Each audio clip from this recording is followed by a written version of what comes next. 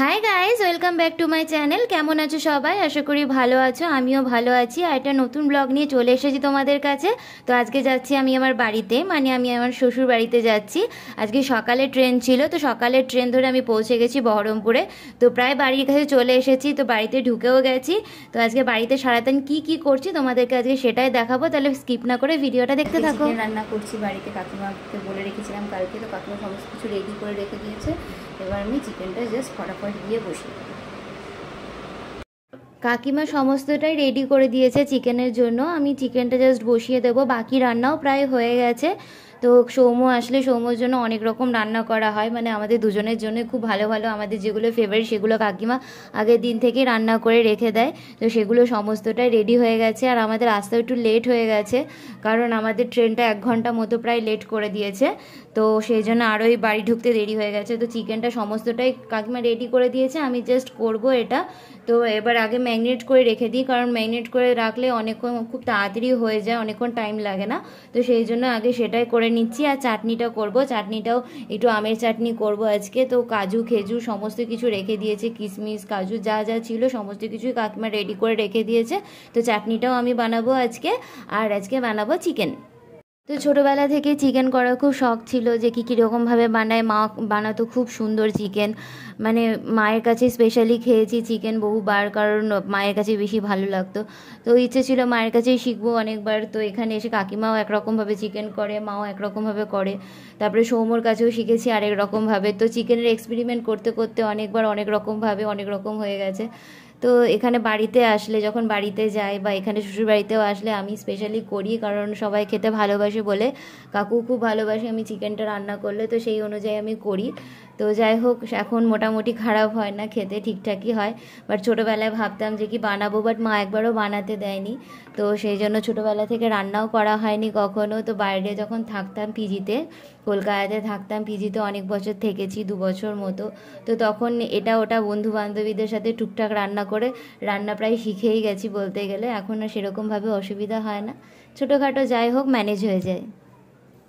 চিকেনটা কষানো শেষেও আমি দেখবে সবসময়তে একটা রসুন দিয়ে দিই, কারণ ফ্লেভারের জন্য, ফ্লেভারটা খুব সুন্দর আসে। আর এই রসুনটা যদি পরে তোমরা খাও একদম গলে যায়, তো খেতেও এটা একটা আলাদা রকমই টেস্ট লাগে। তো এটা সৌম্য খেতে খুব পছন্দ করে, তার জন্য এটা আমি চিকেন করলেই এটা দিই সবসময়তেই। তো যাই হোক, চিকেনটা প্রায় হয়ে এসছে, কষানো তো হয়ে গেছে। হালকা একটু জল দেবো, বেশি জল দেবো না, কারণ যতবারই খাই একটুখানি কষা কষা খেতেই ভালোবাসি, এবং সৌম্যর বাড়ির লোকও একটু কষা পছন্দ করে, তার জন্য কষা কষাই রাখবো। একবারে স্নান করে ফ্রেশ হয়ে রান্না বসিয়েছিলাম। তো রান্নাটা তো প্রায় হয়েই গেছে, এবার আমি সার্ভ করে দেবো। কাকিমা একটু আলু ভাজা করেছে, চাটনিটা তো আমি করলাম। আর কাকিমা করেছে একটা স্পেশাল আইটেম, সেটা হচ্ছে পাতা বাটা। তো সেটা কি পাতা আমি এখনও জানি না, কাকিমাকে জিজ্ঞেস করতে হবে। রেসিপিটাও তোমাদেরকে সাথে শেয়ার করব, কারণ খেতে খুব সুন্দর হয়েছিল এটা। তো সেই জন্য আর একদমই একটা অন্যরকম আইটেম, এটা যদি লেবু দিয়ে ভাত দিয়ে খেতে সত্যি হেভি লাগছিল। তো সেটাই বানিয়েছে কাকিমা, তো সেটাই এখন আমি সার্ভ করছি। এই যে দেখো, সব খাবার নিয়ে চলে এসেছি, একদম খাবার রেডি। আমরা বসেও পড়েছি, ফ্রেশ হয়ে গেছি, সৌম্য স্নান করে ফ্রেশ হয়ে গেছে। সবাই মোটামুটি একসাথে খেতে বসি, যতবারই বসি, কারণ সেরকমভাবে আমরা একসাথে থাকি না, তো কলকাতায় থাকা হয়। তো যখন খাওয়া দাওয়াটা করি তখন একসাথেই। তো সবারটা একবারে আমি বেড়ে নিয়েছি, এবার সবাই মিলে একসাথে মজা করে খাবো, আর রেসিপিটা তোমাদের কাছে শেয়ার করবো। পাতা বাটাটা হচ্ছে গাছের আমার, তবে শাক হয়েছে অর্গানিক, এর কোনো ভেজাল নাই।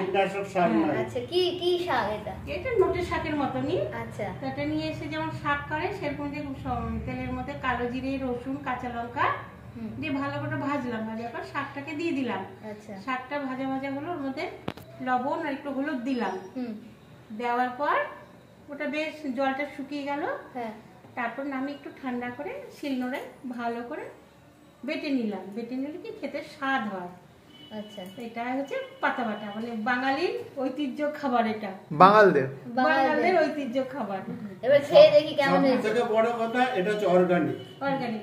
আর এই গাছ লাগিয়েছে আমার, আর গাছ লাগিয়েছে আমার বাবা, সারো বাবাই তৈরি। এটা হচ্ছে গাছের লেবু, এটা হচ্ছে গাছের লেবু, বাজারে পাওয়া যায় না। সমস্ত কিছু এক্সপেরিয়েন্স করে বাবা এগুলো তৈরি করেছে, মুরগিটা বাদ দিয়ে, মুরগিটা দোকান থেকে আসে। আর এগুলো আমরা এখন খাচ্ছি। একটু লেবু নিয়ে না, ভালো লাগে শাকটা। আমি তো করেছি, আমি কি করে বলবো কেমন হয়েছে। আমি কেমন একদম হয়েছে? খাইনি, ভালো হয়েছে, এর আগে টেস্ট করলাম। বাবা খুব ভালো বলো